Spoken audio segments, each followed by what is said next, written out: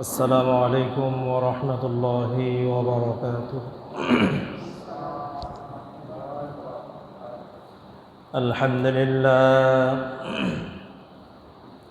الحمد لله نحمده ونستعينه ونستغفره ونعوذ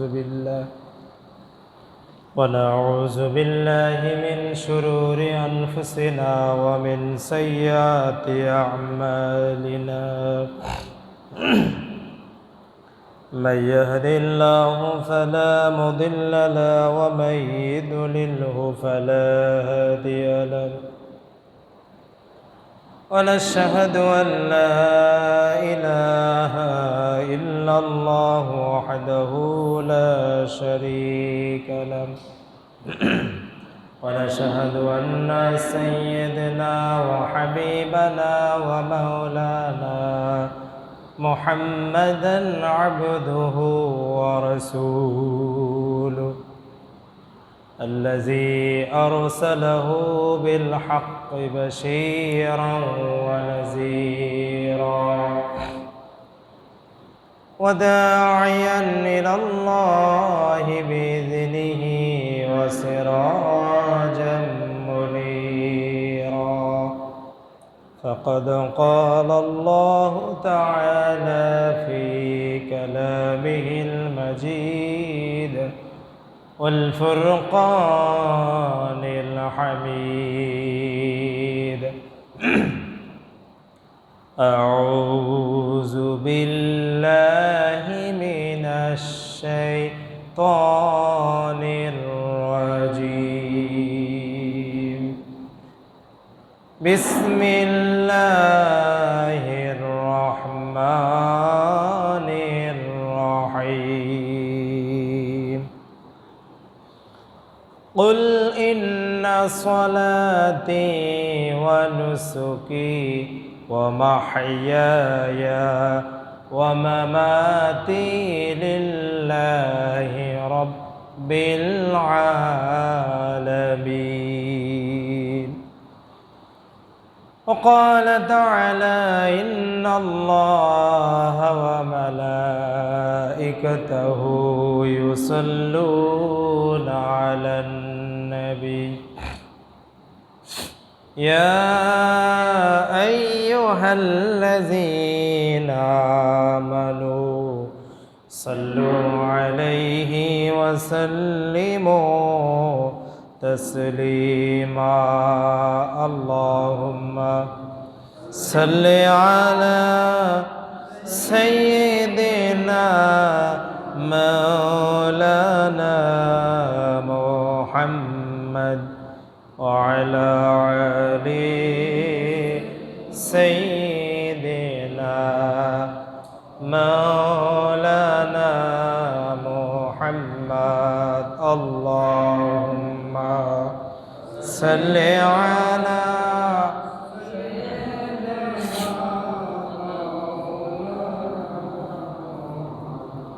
وعلى آل سيدنا مولانا محمد.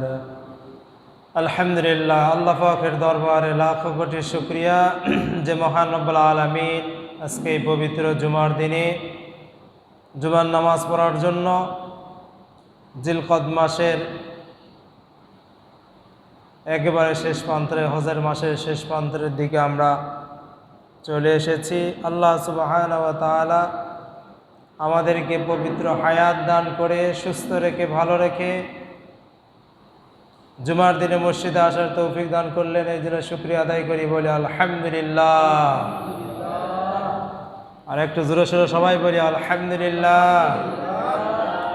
লক্ষ কোটি দরুদ বর্ষিত হোক সেই মহান মানবতার মুক্তির দূত নবিকুল শিরোমণি রহমতের কান্ডারি বিশ্বনবী জনাবে মুহাম্মদ রাসূলুল্লাহ সাল্লাল্লাহু আলাইহি ওয়াসাল্লাম। সম্মানিত উপস্থিতি, জিলহজ মাসের তিনটি গুরুত্বপূর্ণ আমল। একটি হলো হজ। হজ একটি ফরজ ইবাদত, আল্লাহ তাআলা যাহাকে হজের নেসাবের মালিক বানিয়েছেন তার উপর হজ কি ফরজ। এরপরে এই জিলহজ মাসের আবার গুরুত্বপূর্ণ ইবাদত হলো কুরবানি, তাই না? কুরবানি ওয়াজিব।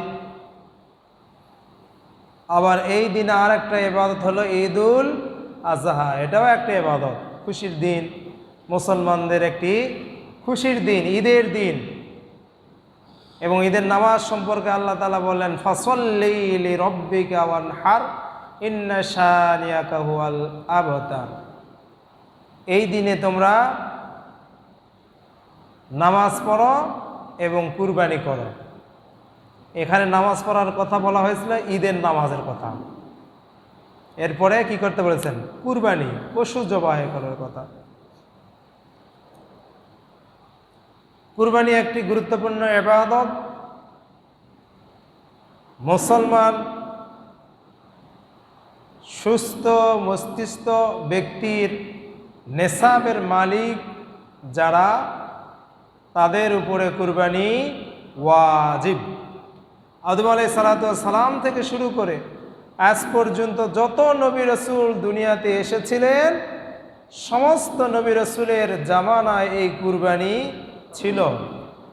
এবং কুরবানি শব্দের অর্থ হলো আল্লাহর সন্তুষ্ট লাভের উপায়, আল্লাহর সন্তুষ্ট অর্জন, আল্লাহর রাজি খুশি অর্জন। সুবহানাল্লাহ, জোরে বলেন। আল্লাহ তাআলা আমাদের সকলকে কুরবানি করার তৌফিক দান করুন, বলে আমিন। আল্লাহ রাব্বুল আলামিন বলেন, ওয়ালাউ আন্না আহলাল কুরা আমানু ওয়াত্তাকাউ লাফাতাহনা আলাইহিম বারাকাতিম মিনাস সামাই ওয়াল আরদ। যদি জনপদের লোকেরা, দেশের লোকেরা আমি আল্লাহর প্রতি ঈমান আনে আর আমাকে ভয় করার নীতি যদি অবলম্বন করে, ওই দেশের মানুষের আকাশ আর জীবনের সমস্ত বরকতের দরজা খুলে দিব।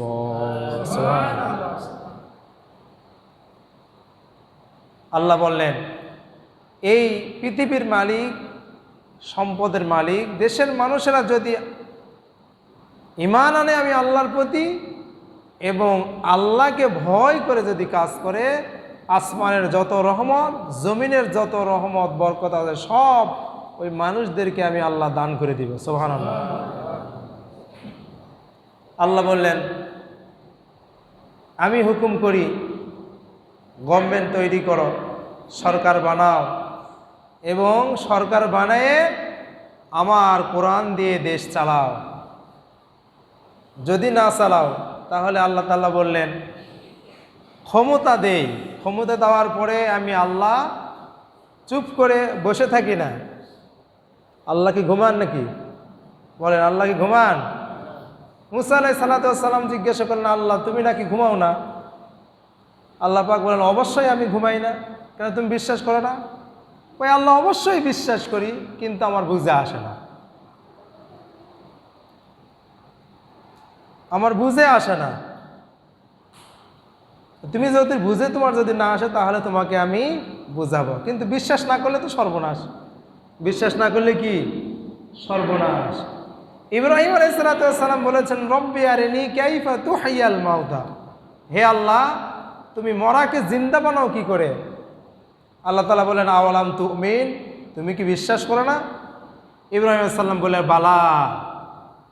তিনি নাম বলতে পারতেন, নাম মানে হা, বালা মানেও হ্যাঁ, বিশ্বাস করি, এ কথা বলতে পারতেন। কিন্তু তিনি হিকমত খাটিয়ে বললেন, কেন নয়, অবশ্যই বিশ্বাস করি, কিন্তু ওয়ালাকিন্না ইয়াতমাইন্নাল কলব।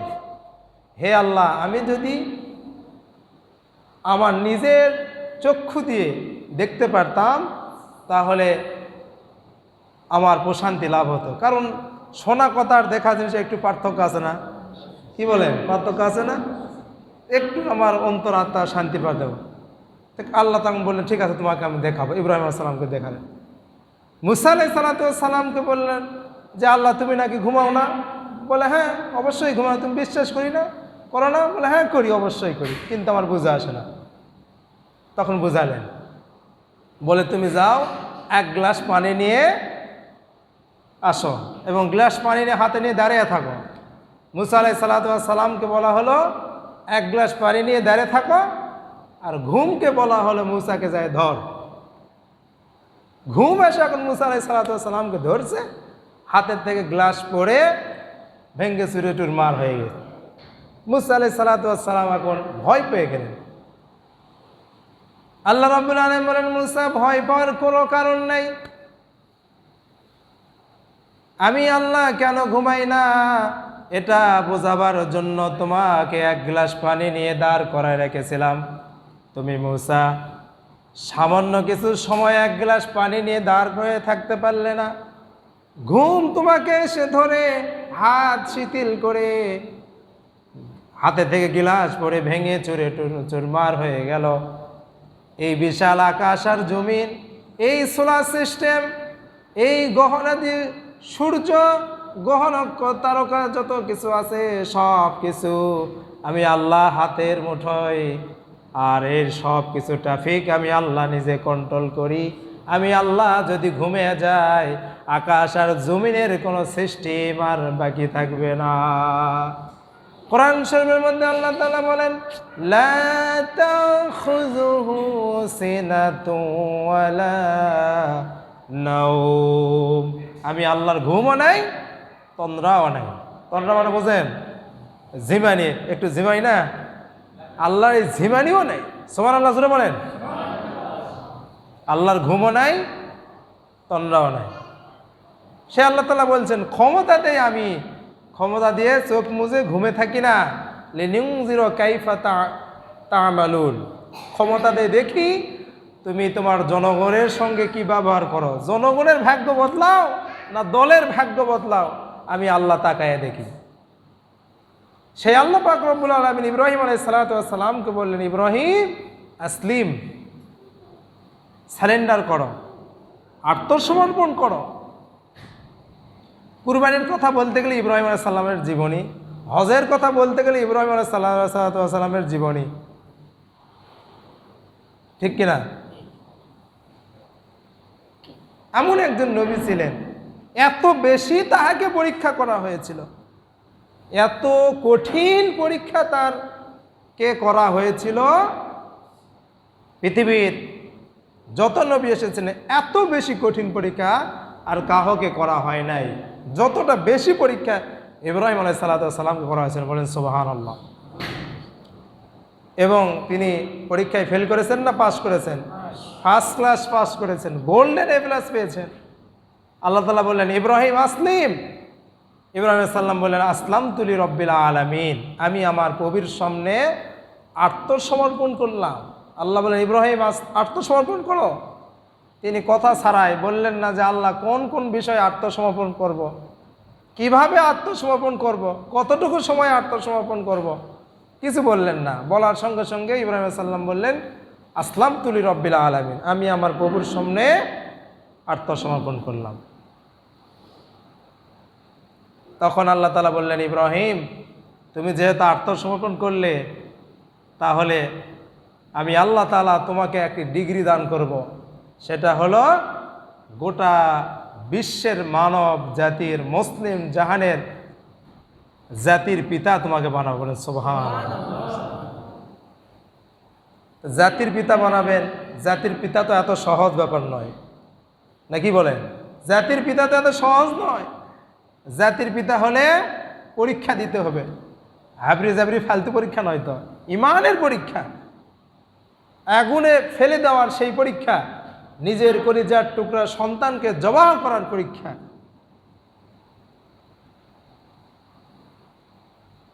ইব্রাহিম আলাইহিস সালামকে পরীক্ষা করলেন, ফেলে দেওয়া হলো আগুনের মধ্যে। নমরুদের সেই তক্ত দেওয়ার আগুন জল জল করে জ্বলতেছে। ইব্রাহিম আলাইহিস সালামকে আগুনের মধ্যে ফেলে দেওয়া হলো। জিবরাইল এসে বলে, ইব্রাহিম আমার কাছে সাহায্য চাও, আমি এই আগুন থেকে তোমাকে বাঁচায় দিব। ইব্রাহিম আলাইহিস সালাম বললেন, জিবরাইল আমি ইব্রাহিম তোমার কাছে কেন সাহায্য চাইব? আমি তো কোনো অন্ধ প্রভুর মালিকের রবের ইবাদত করি না, যে আল্লাহ আমাকে দেখতে পায় না এমন কোনো প্রভুর আমি তো ইবাদত করি না। অর্থাৎ আমার প্রভু যদি, আমি ইব্রাহিম আগুনে পড়লে আমার প্রভু যদি খুশি হয়ে যায়, তাহলে আমি ইব্রাহিম একবার নয়, দুইবার নয়, 1000 বার আগুনে পড়তে রাজি আছি। ঝট করে আগুনের মধ্যে ফেলে দেওয়া হলো। ইব্রাহিম আলাইহিস সালাম দড়ি ছিঁড়ে আগুনের মধ্যে পড়ার আগে আল্লাহ রাব্বুল আলামিন আগুনের প্রতি নির্দেশ করে দিলেন, ইয়া নারু কুনি বারদাও ওয়া সালামান আলা ইব্রাহিম। আগুন তো জ্বলতেছে, আল্লাহ তাআলা বললেন, হে আগুন, আমার ইব্রাহিমের জন্য শান্তিদায়ক ঠান্ডা হয়ে যা। সুবহানাল্লাহ বলে। এমন ঠান্ডা হলো, আগুন তো জ্বলতেছে, ইব্রাহিম আলাইহিস সালামের গায়ের পশম তো দূরের কথা, গায়ের জামাও পরে নাই। সুবহানাল্লাহ জোরে বলেন। পরীক্ষা করলেন, একটা পরীক্ষা করে হলো না, একটা পরীক্ষা করে হলো না। বললেন, তুমি যে জাতির পিতা, আমি যে তোমাকে বানাবো, তোমাকে আরো পরীক্ষা দিতে হবে। তুমি যে জাতির পিতা হবে, তুমি জাতির পিতা হওয়ার যোগ্য কিনা তোমাকে আরো কি করতে হবে, পরীক্ষা দিতে হবে। বৃদ্ধ বয়সে কিতাবের মধ্যে লেখা হয়েছে, কেউ বলেছে 80 থেকে 120 বছর বয়স লেখা হয়েছে। এই বৃদ্ধ বয়সে, বয়সের শেষ প্রান্তে এসে কলিজার টুকরা সন্তান ইসমাইল আলাইহিস সালামকে ইব্রাহিম আলাইহিস সালামের ঔরজার সন্তান বানিয়ে দিলেন। এই সন্তান ঘনিষ্ঠ হওয়ার পরেই অর্ডার এসলো, তোমার নবজাতক সন্তান এবং তোমার স্ত্রীকে নিয়ে মরুভূমির প্রান্তে রেখে আসো। ইব্রাহিম আলাইহিস সালাম বললেন, আল্লাহ, কোনো সময় বললেন না, তা আল্লাহ এই কঠিন কাজটা আমি কিভাবে করব। এ তো আগুনের পরীক্ষা চাইতেও মারাত্মক। আমি আমার স্ত্রী আর সন্তানকে কিভাবে মরুভূমির মধ্যে ফেলে আসব। কিচ্ছু বলেন নাই, হুকুম হয়েছে, চলে গিয়েছেন, সোজা চলে গেছেন। বিবি হাজেরা বলতেছে, ইব্রাহিম, আমাকে যে এই মরুভূমিতে রেখে যাচ্ছ, আমি কি অপরাধ করেছি, কেমন কারণে আমাকে আমার নবজাতক সন্তানকে এই মরুভূমির প্রান্তে রেখে যেতেছ? কোনো জবাব নাই। আবার প্রশ্ন করলেন, ইব্রাহিম, কেন রেখে যেতেছ? কোনো জবাব নাই। তৃতীয়বারে হযরতে হাজেরা বুঝতে পারলেন তার স্বামী আল্লাহর পয়গম্বর, আল্লাহর নির্দেশ ছাড়া কোনো কথা তিনি বলবেন না, কোনো কাজ করবেন না। সুতরাং তিনি জিজ্ঞাসা করলেন, ইব্রাহিম, এটা আল্লাহর হুকুম নাকি? ইব্রাহিম আলাইহিস সালাম আকাশের দিকে আঙ্গুল তুলে বললেন, আর বললেন, বিবি গো, আল্লাহ পাকের হুকুমেই আমি তোমাকে এখানে রেখে যেতেছি। বিবির হাজেরা বলেন, ইব্রাহিম, ওই আল্লাহর হুকুমে যদি তুমি আমাকে এখানে রেখে যেতেছ, তাহলে এতটুকু নিশ্চিন্ত, এতটুকু চিন্তা তুমি করো না যে আল্লাহ আমাকে এখানে রেখে যেতেছে, যেখানে মরুর প্রান্তে গাছ নাই, পালা নাই, ঘর নাই, বাড়ি নাই, মানুষ নাই, জন নাই, পানি নাই, খাবার নাই, তৃণহীন মরুর প্রান্তে তুমি যে আমাকে রেখে দিয়েছ, আমি এতটুকু আল্লাহর প্রতি বিশ্বাস করি, ভরসা করি, ওই আল্লাহ রাব্বুল আলামিন আমি এবং আমার সন্তানকে আল্লাহ কখনো না খায় মারবেন না। ইব্রাহিম আলাইহিস সালাম তার বিবি আর সন্তানকে রেখে চলে যাচ্ছে, একবারও ফিরে তাকান নাই। সুবহানাল্লাহ করতে পারলেন না, একবারও পিছনে ফিরে তাকান নাই। এটাই কি শেষ? আবার পরীক্ষা। ছেলে একটু যখন বড় হতে লাগলো, একটু দৌড়াতে লাগলো, একটু অল্প কিছু বুদ্ধি বয়স হলো, তখন বলা হলো, যাও তোমার সন্তানকে জবাহ করো, কুরবানি দাও। ইব্রাহিম সাল্লাম বললেন, আল্লাহ, এত বড় পরীক্ষা, তুমি আমার প্রতি দয়া করো, আমাকে শক্তি দাও, সাহস দাও, এই মারাত্মক কাজটুকু আমি কিভাবে করব? এ তো আগুনের পরীক্ষার চাইতে অনেক মারাত্মক, অনেক বেশি। আমি আমার কলিজার টুকরা সন্তানকে কিভাবে জবাহ করব? কিচ্ছু বলেন নাই। হুকুম হয়েছেন, সঙ্গে সঙ্গে চলে গিয়েছেন কার কাছে? ছেলের কাছে। ছেলের কাছে গিয়ে বলতেছেন, ইন্নী আরা ফিল মানাম আন্নী আযবাহু ফানজুর মাযা তারা ইয়া বুনাইয়া, হে আমার কলিজার টুকরা সন্তান, আমি স্বপ্নে দেখলাম যে আমি তোমাকে জবাহ করতেছি। ফানজুর মাযা তারা, এখন বলো তোমার রায় কি, তোমার রায় কি? তার সন্তান ইসমাইল আলাইহিস সালাম, বাপ ও পয়গম্বর, তিনিও কি নবী হয়ে যাবেন, তিনিও পয়গম্বর। ছোট্ট ছেলে ইসমাইল বলতেছেন, ইয়া আবাতি ফাআল মা তুমার সাতাজিদুনি ইনশাআল্লাহু মিনাস সাবিরিন। হে আমার সম্মানিত পিতা, আপনি সেটাই করুন যেটার প্রতি আপনি আদিষ্ট হয়েছেন। কারণ ওই বাচ্চা ছেলে বুঝতে পেরেছেন নবীদের স্বপ্ন স্বপ্ন নয়, নবীদের স্বপ্ন ওহির সমান। সুবহানাল্লাহ বলেন। সাতাজিদুনি ইনশাআল্লাহু মিনাস সাবিরিন, অবশ্যই আপনি আমাকে ধৈর্যধারীদের সাথে পাবেন। আল্লাহ পাক বলেন, দেখেন ব্যাপারটা কি হলো। ইব্রাহিম তো জানে না যে ছেলে জবাই হয়ে যাবে না, আর ছেলেও তো জানে না যে সে জবাই হয়ে যাবে না। আল্লাহ রাব্বুল আলামিন বলেন, ফালাম্মা আসলামা ওয়া তাল্লাহু লিল জাবিন, যখন বাপ বেটা দুইজনেই আনুগত্যের মস্তককে অবনত করে দিল, ইব্রাহিম আলাইহিস সালাম আল্লাহর হুকুমের সামনে মাথা নত করে হাতে ছুরি নিলেন, আর ইসমাইল আলাইহিস সালাম পিতার হুকুমের সামনে আল্লাহর হুকুম অনুযায়ী গলাটা পেতে দিলেন। ফালাম্মা আসলামা ওয়া তাল্লাহু লিল জাবিন, গলাটা কাট করে দিলেন। ইসমাইল বলতেছে, আব্বা একটি কাজ করুন,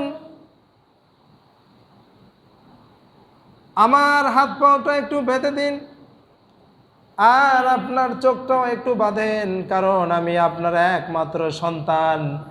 আমার গলার উপরে যদি আপনি যখন ছুরি চালাতে যাবেন, আপনার কলিজার ভিতরে মায়ার উদ্বেগ হয়ে যেতে পারে। সুতরাং আপনার চোখটাও বাঁধুন, আর আমার হাত পা যেন আপনার গায়ে না লাগে, এর জন্য আমার হাত পাওটাও বেঁধে দেন। ইব্রাহিম আলাইহিস সালাম নিজের চোখ বাঁধলেন, ইসমাইলের হাত পাও বেঁধে দিলেন। এমন সময় জবাহ করতে যাবেন, ইসমাইল বলে, আব্বা আমার হাত পায়ের বাঁধন খুলে দিন, আমার একটি ভুল হয়ে গিয়েছে। ইব্রাহিম বললেন, কেবলই বাঁধতে বললে আবার খুলতে বলতেছো কেন? বলতেছে, বাঁধার পরে আমার মনের ভিতরে একটি প্রশ্ন জাগলো, হাত পা বাঁধা অবস্থায় যদি আমাকে জবাহ করা হয়, আর কিয়ামতের দিন না জানি প্রশ্ন উঠতে পারে ইসমাইল আল্লাহর হুকুমে রাজি ছিল না, বিধায় তার বাবা হাত পা বেঁধে তাকে জবাহ করেছিল। এই প্রশ্ন যেন না উঠে, আমার হাত পায়ের বাঁধন খুলে দেন, আমি ধৈর্য ধারণ করব, নড়ব না। সুবহানাল্লাহ। এই পরীক্ষায় তিনি পাশ করলেন না ফেল করলেন? ইব্রাহিম আলাইহিস সালাম এই পরীক্ষাও তিনি কি করলেন? পাশ করলেন।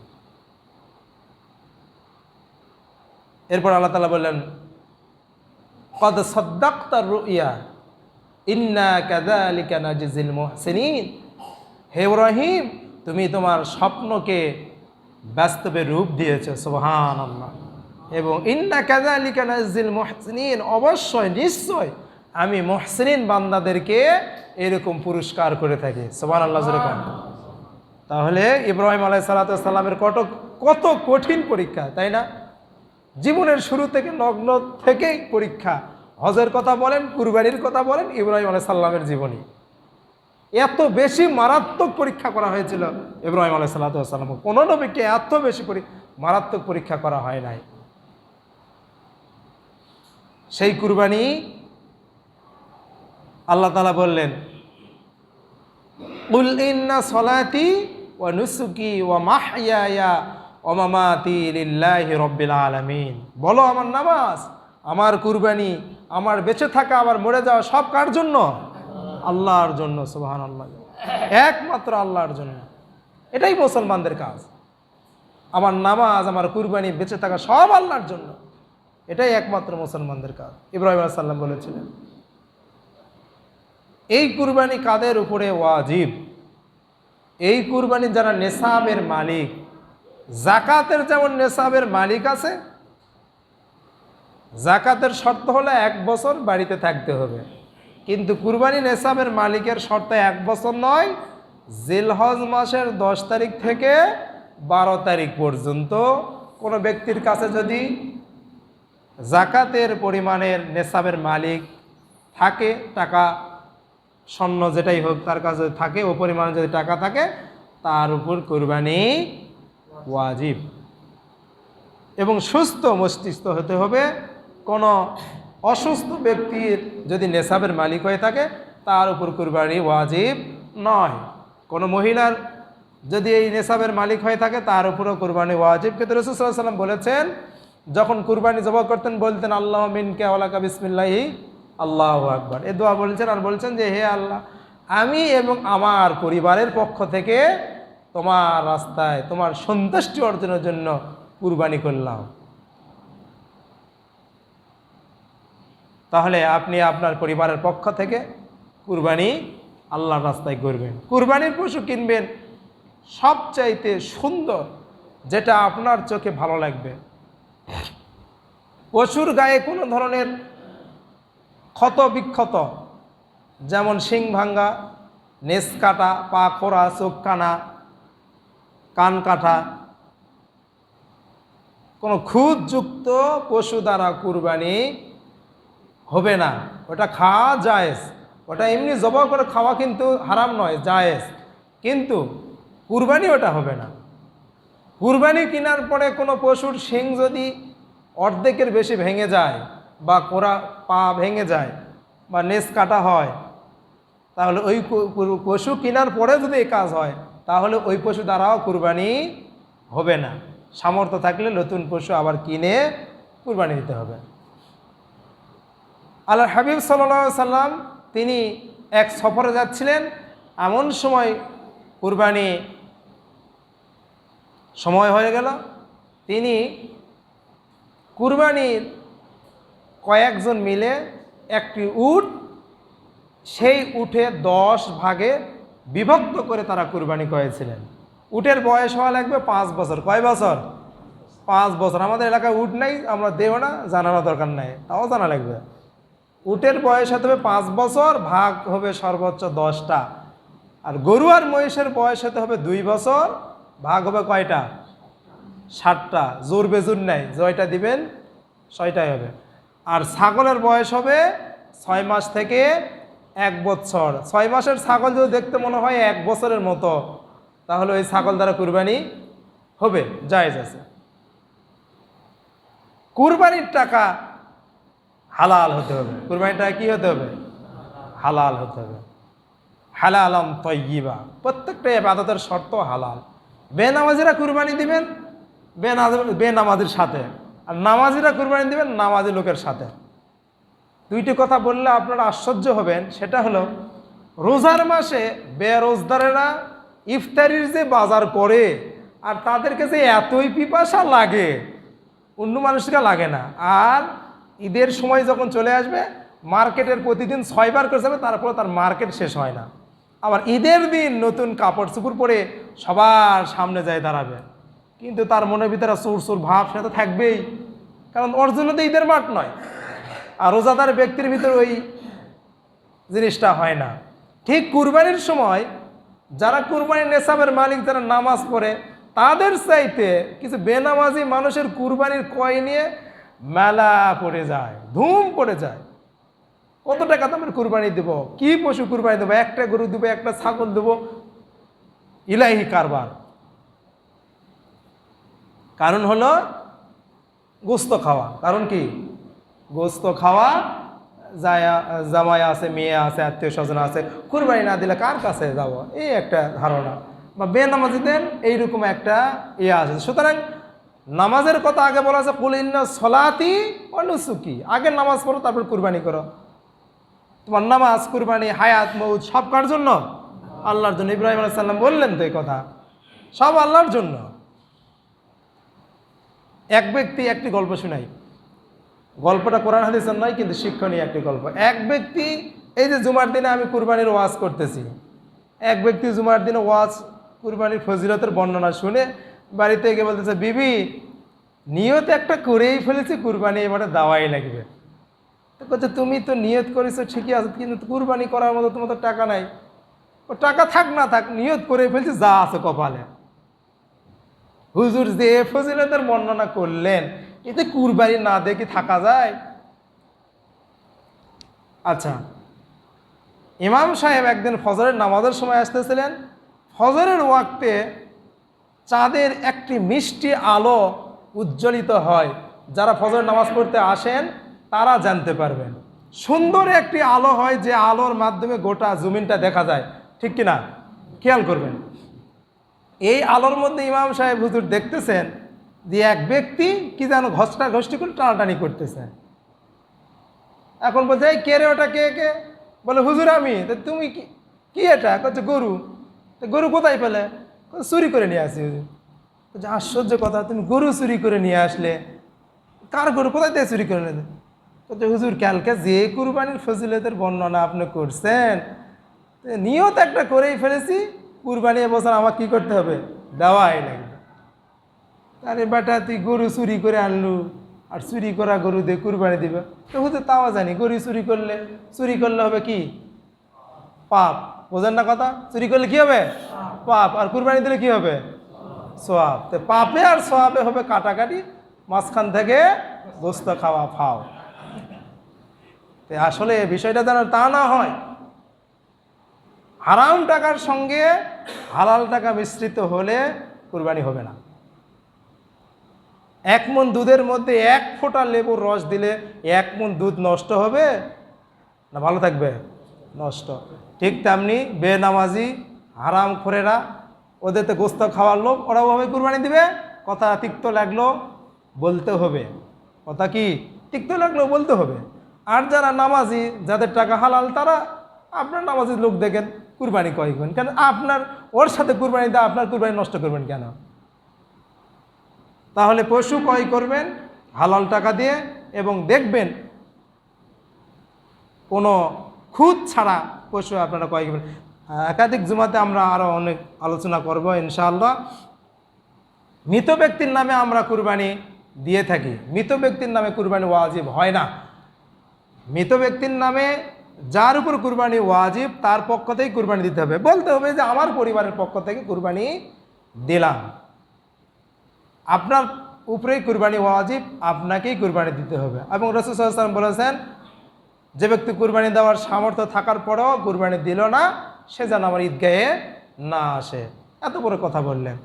তা আল্লাহ রাব্বুল আলামিন, এটা যে ইব্রাহিম আলাইহিস সালাতু ওয়াস সালামের সুন্নত, এবং আদম আলাইহিস সালাতু ওয়াস সালাম থেকে শুরু করে মুহাম্মদ রাসূলুল্লাহ সাল্লাল্লাহু আলাইহি সাল্লাম পর্যন্ত সমস্ত নবীদের উপরে কুরবানি ওয়াজিব ছিল। কুরবানির পশুর প্রত্যেকটি লোমের বিনিময়ে আল্লাহ তাআলা ওই বান্দার আমল নামায় নেকি লিখতে থাকেন। সুবহানাল্লাহ। লা ইয়ানালাল্লাহু লুহুমুহা ওয়ালা দিমাউহা ওয়ালাকিন ইয়ানালুহুত তাকওয়া মিনকুম। আল্লাহর কাছে প্রচুর রক্ত, মাংস, চামড়া কিচ্ছু যায় না, যায় তোমার মনের অবস্থা। মন, এই মন কোথার থেকে কি করেছি? কুরবানি দেওয়ার জন্য গরু ক্রয় করছি, না খাওয়ার জন্যে, না মানুষ দেখানোর জন্য? লোকেরা অনেকে আমরা বলতে থাকে যে এই লোকটা এত টাকা আলা বা এত এই কুরবানি দিল না, এটা এই দেখার জন্য না খাওয়ার জন্য? এই মনের অবস্থা কে বুঝবেন? আল্লাহ বুঝবেন। এই জন্য আল্লাহ তাআলা বলেন, কিচ্ছু আমার কাছে যায় না, যায় তোমার মনের তাকওয়া, তোমার মনের ইচ্ছাটাই আমার কাছে পৌঁছে। আর এই মনের ইচ্ছার আমার কাছে পৌঁছার কারণেই আমি আল্লাহ তাআলা তোমাদেরকে ফায়সালা দিয়ে নাজাতের ব্যবস্থা করে দিই। আল্লাহ সুবহানাহু ওয়া তাআলা আমাদের সকলকে, যারা কুরবানির নিসাবের মালিক, আল্লাহ তাআলা আমাদের কুরবানি ক্রয় করার তৌফিক দান করুক। বলেন আমিন। ওয়া আখিরু দাওয়ানা আলহামদুলিল্লাহি রাব্বিল আলামিন।